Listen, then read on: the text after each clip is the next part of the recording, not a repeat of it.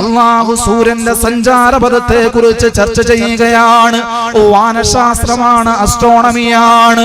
അല്ലാഹു സുബ്ഹാനഹു വ തആല വീണ്ടും പറയുന്നു, ആകാശമേഘജാലങ്ങളിൽ നിന്നും മഴത്തുള്ളികൾ ഭൂമിയിലോട്ട് പെയ്തിറങ്ങുമ്പോ ഭൂമിയിൽ മുളപൊട്ടുന്ന സസ്യങ്ങളെ പറ്റി നിങ്ങൾ എന്തേ ചിന്തിക്കുന്നില്ല? സസ്യശാസ്ത്രമാണ്, ബോട്ടണിയാണ്.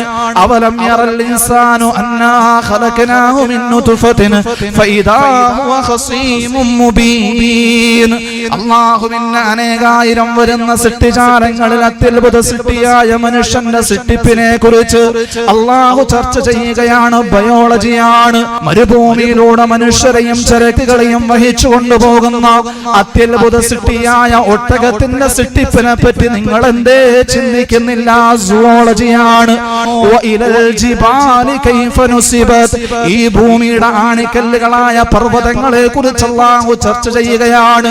പർവ്വതശാസ്ത്രമാണ്, പെട്രോളജി എന്നാണ് പറയുക. ഭൂമിയുടെ പ്രതലങ്ങളെ പറ്റി ജിയോളജിയാണ്. ഇങ്ങനെ നിത്യമായി നമ്മൾ പാരായണം ചെയ്യുന്ന വിശുദ്ധമായ വചനങ്ങളിൽ എത്രയോ ചിന്തകളാണ് നമ്മുടെ മുമ്പിൽ അല്ലാഹു തുറന്നിടുന്നത്. എന്നിട്ട് അല്ലാഹു ചോദിക്കുകയാണ്, അഫലാ യതദബ്ബറൂനൽ ഖുർആൻ, എന്തേ അവർ വെറും പാരായണത്തിൽ മാത്രം ഒതുങ്ങി നിൽക്കുന്നു? ഇതിന്റെ ആശയങ്ങളെ കുറിച്ച് എന്തേ അവർ ചിന്തിക്കുന്നില്ല?